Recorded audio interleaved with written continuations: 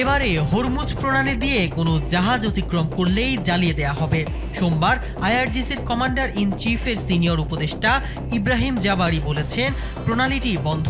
যদি কেউ অতিক্রম করার চেষ্টা করে তাহলে বিপ্লবী গার্ড এবং নিয়মিত নৌবাহিনীর বীররা সেই জাহাজে আগুন ধরিয়ে জ্বালিয়ে দেবে।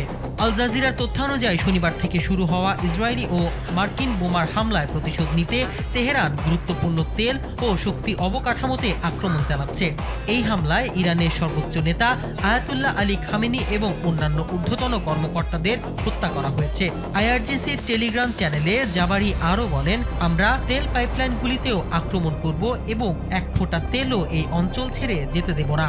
আগামী দিনে তেলের দাম $200 পৌঁছাবে। ইরানের আধা সরকারি তাসনিম সংবাদ সংস্থা জানিয়েছে, হাজার হাজার বিলিয়ন ডলার ঋণগ্রস্ত আমেরিকানরা এই অঞ্চলের তেলের উপর নির্ভরশীল, কিন্তু তাদের জানা উচিত এক ফোঁটা তেলও পৌঁছাবে না। হরমুজ প্রণালী, যা ইরান ও ওমানের মধ্যে অবস্থিত, বিশ্বব্যাপী তেল পরিবহনে প্রায় 20% ধরে রাখে। সোমবারের শুরুতেই জ্বালানির দাম তীব্রভাবে বেড়েছে, কারণ প্রণালীতে ট্যাঙ্কার চলাচলে ব্যাঘাত এবং উৎপাদন স্থাপনার ক্ষতির ফলে মার্কিন ইসরায়েলি হামলা বিশ্ব অর্থনীতিতে সরবরাহের অনিশ্চয়তা সৃষ্টি করেছে।